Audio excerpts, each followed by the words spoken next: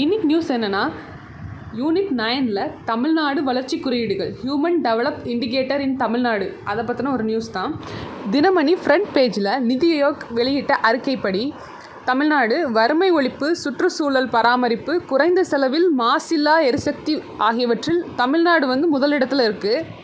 மேலும் 10 குறியீடுகளில் தமிழ்நாடு முன்னிலை அப்படின்னு சொல்லியிருக்காங்க. அதில் என்னென்னா, பசிப்பினி அகற்றுதல் 10 செக்ஷனில் இன்னுமே அது முன்னிலையில் இருக்குது தமிழ்நாடு அப்படின்னு சொல்கிறாங்க. பசிப்பினி அகற்றுதல், பொருளாதாரம் மற்றும் சிறந்த வேலைவாய்ப்பு, தரமான கல்வி, மக்கள் நலம் மற்றும் சுகாதார வாழ்வு, தொழில் வளர்ச்சி, தூய்மையான குடிநீர் வழங்கல் மற்றும் கழிவுநீர் அகற்றுதல், சமத்துவமின்மை குறைத்தல், உற்பத்தி மற்றும் நுகர்வு, அமைதியை காத்தல், நிதி நிர்வாகம், வலுவான நிறுவனங்கள், பாலின சமத்துவம், இப்படி 10 இண்டிகேட்டரில் தமிழ்நாடு இன்னும் எக்ஸ்ட்ராவாக ஃபஸ்ட்டு, செகண்ட், தேர்ட் அந்த மாதிரி முன்னிலையில் இருக்காங்க.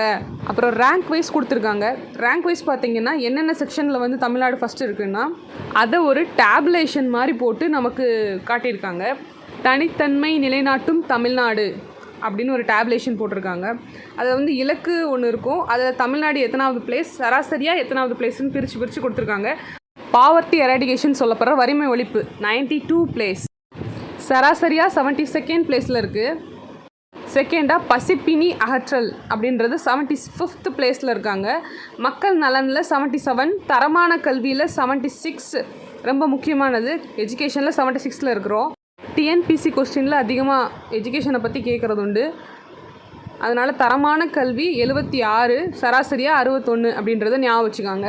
அப்புறம் பார்த்திங்கன்னா தூய்மையான குடிநீர் அது 90, குறைந்த செலவில் மாசில்லா எரிசக்தி 100% நம்ம அதை அச்சீவ் பண்ணியிருக்கிறோம்.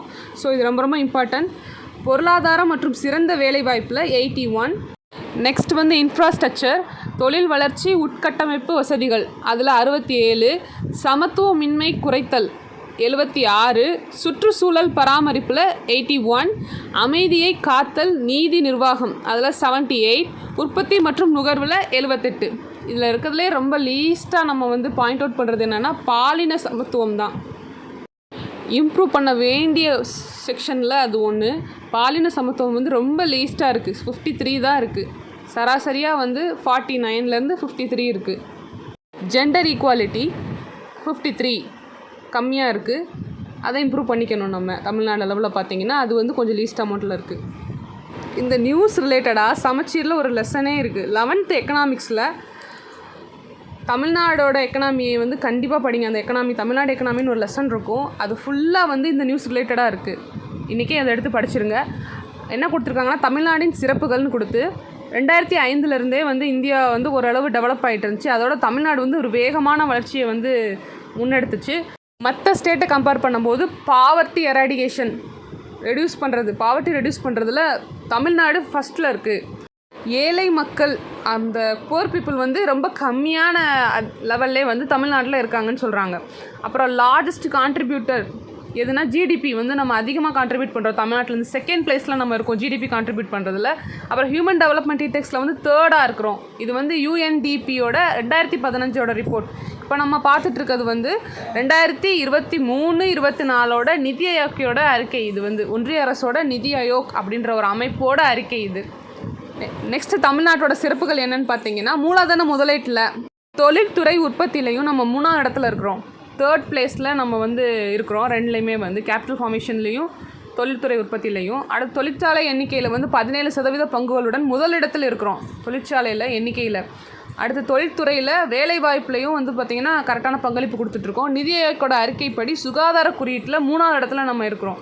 ஹெல்த் செக்டாரில், உயர்கல்வியில் மொத்த சேர்க்கை விகிதத்தில் அதிகமாக இருக்க மாநிலத்தில் நம்ம தான் ஃபஸ்ட்டு இருக்கிறோம். மிக அதிக எண்ணிக்கையிலான பொறியியல் கல்லூரிகள் நம்மக்கிட்ட தான் இருக்குது. புதுப்பிக்கத்தக்க ஆற்றல் ஒரு முக்கிய மையமாக உருவெடுத்துள்ளது. ஒரு ஹப்பாக, ஒரு மெயின் ஹப்பாக நம்ம இருக்கிறோம் அப்படின்னு சொல்கிறாங்க. வணிக வங்கிகள்லேயும் கூட்டுறவு வங்கிகள்லேயும் கடன்களை நம்ம சிறப்பாக மேனேஜ் பண்ணுறோம் அப்படின்னு சொல்லியிருக்காங்க. இங்கிலீஷில் மேஜர் ரெனியூவபிள் எனர்ஜியோட ஹப் அப்படின்னு சொல்கிறாங்க Tamil Nadu. Micro small medium entrepreneur நல்லபடியாக ஒரு வளர்ச்சியை கண்டுட்ருக்காங்க தமிழ்நாட்டில் அப்படின்னு போட்டிருக்காங்க. நெக்ஸ்ட் என்ன இருக்குன்னா, தமிழகத்தின் செயல்பாடுன்னு சொல்லிட்டு பெர்ஃபார்மன்ஸ் ஆஃப் தமிழ்நாடு எக்கனாமின்னு கொடுத்துருக்காங்க. அதில் குஜராத், மகாராஷ்டிரா மாதிரியே தமிழ்நாடும் எக்கனாமிக் இண்டிகேட்டர்ஸில் ஹையஸ்ட்டாக இருக்குது அப்படின்னு சொல்கிறாங்க. முக்கியமாக கேரளாவில் கல்வியறிவு, குழந்தை இறப்பு விகிதம், மகப்பேறு இறப்பு விகிதம் இதிலெல்லாம் வந்து கேரளா வந்து முன்னிலையில் இருந்தாலுமே தமிழ்நாடை பொறுத்த வரைக்கும் சுகாதாரம், உயர்கல்வி, சிறு குறு நடுத்தர தொழில் நிறுவனங்களின் வளர்ச்சி, வறுமை ஒழிப்பு, வேலையின்மை ஒழிப்பு போன்ற மிகச்சிறப்பாக பிற மாநிலங்களை விட மேலாகவே நம்ம வந்து செயல்படுறோம் அப்படின்னு சொல்லியிருக்காங்க. அப்புறம் வந்து நித்தி ஆயோக்கோட 2018 அறிக்கைப்படி Tamil Nadu is placed 3rd in health index. Kerala, Punjab இந்த 2 ஸ்டேட்டுக்கு அப்புறம் வந்து தமிழ்நாடு வந்து ஹெல்த்தில் 3rd இருக்குது அப்படின்னு சொல்கிறாங்க. நம்ம பார்த்தது எப்படின்னா, நம்ம முன்னாடியே பார்த்தோம் இல்லையா, அதில் மக்கள் நலம் அப்படின்னு கொடுத்துருந்தாங்க. அதில் தமிழ்நாடு வந்து 77th பிளேஸில் இருக்குது அப்படின்றது நம்ம ஆல்ரெடி பார்த்தோம். சராசரியாகவும் 77 தான் இருக்குது. மக்கள் நலனில் தமிழ்நாடு 77 தான் இருக்குன்றதை மென்ஷன் பண்ணியிருந்தாங்க. இதை நம்ம ஒரு பாயிண்ட்டாக எடுத்துக்கணும். அதே மாதிரி 2018 நித்தி ஆயோக் வந்து விட்ட அறிக்கையில் இப்போ நம்ம பார்த்தது. நெக்ஸ்ட் வந்து நம்ம அதில் என்ன சொல்லியிருக்காங்கன்னா, பச்சிளம் குழந்தை இறப்பு விகிதம் வந்து 14% இருக்குது. பிற மாநிலங்களை காட்டிலும் மிக குறைவு அப்படின்னு சொல்கிறாங்க. மேலும் 5 வயதுக்குட்பட்ட குழந்தைகளோட இறப்பு விகிதம் வந்து ரொம்ப கம்மியாக இருக்குது மற்றதை கம்பேர் பண்ணும்போது அப்படின்னு சொல்கிறாங்க. அதோட டேட்டா தான் கொடுத்துருக்காங்க. தமிழ்நாடை பொறுத்த வரைக்கும் ஏன் இந்த க்ரோத் வந்து அதிகமாக இருக்குன்னா, பெரும்பான்மையான மக்களுக்கான சமூக நல கொள்கையை வந்து தமிழ்நாடு கொண்டு இருக்கிறதுனால தான் எல்லா இண்டிகேட்டர்ஸ்லையும் தமிழ்நாடு வந்து ஃபஸ்ட் இருக்குது. அதில் வந்து முக்கியமாக என்னென்னா, தமிழ்நாட்டில் பொது விநியோக திட்டம், மதிய உணவு திட்டம், பொது சுகாதார கட்டமைப்பு இந்த மாதிரி நலன் சார்ந்த திட்டங்களை வந்து நம்ம இன்ட்ரடியூஸ் பண்ணுறதுனால தான் தமிழ்நாடோட எல்லா இண்டிகேட்டர்ஸ்க்கும் வந்து ஹையாக இருக்குது, டாப் 3ல் வருதுன்னு சொல்கிறாங்க. தேங்க்யூ.